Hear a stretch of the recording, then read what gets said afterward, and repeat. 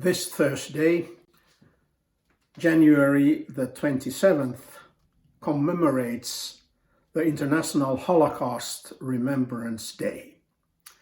On this day, we are invited to reflect on and honor the lives of people who were persecuted and murdered during the Nazi regime in Europe.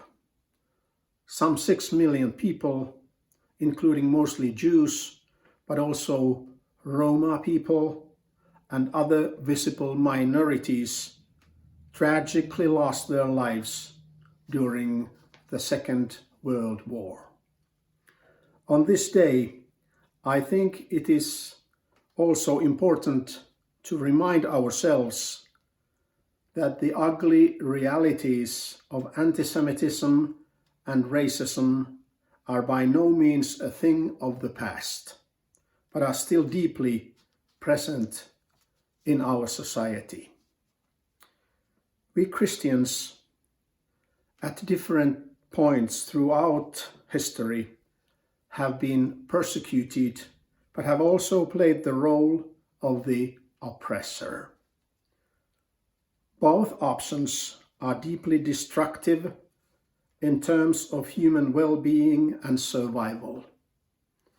Neither the persecutor or the oppressed escapes a violent situation without it causing severe and permanent damage to their soul. It is a well-known fact that Christ, our Savior, chose the path of suffering over that of violence and hatred. Even today, countless Christians throughout the world are sharing in the suffering of Christ. They are facing persecution, violence, and imprisonment because of their religious beliefs. On this day of commemoration, I cannot help but think of the Uyghurs and other Islamic minorities in China who are being persecuted daily. Some of these minorities are even facing the threat of complete annihilation of genocide. At the same time, the Winter Olympics are getting on their way in Beijing. Can we then, in good conscience, participate as viewers and supporters of the Olympics, which take place in a country that actively and persistently persecutes its most vulnerable minorities? This is, of course, not the fault of the people who love sports.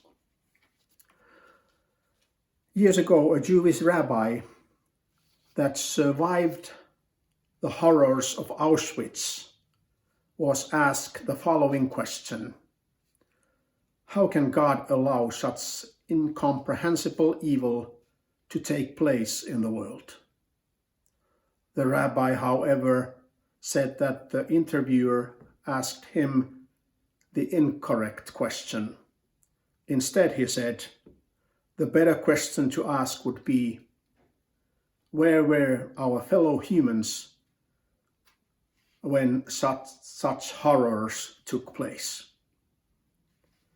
Already at the beginning of time, the Creator asked the first people to live upon the earth questions in a similar vein.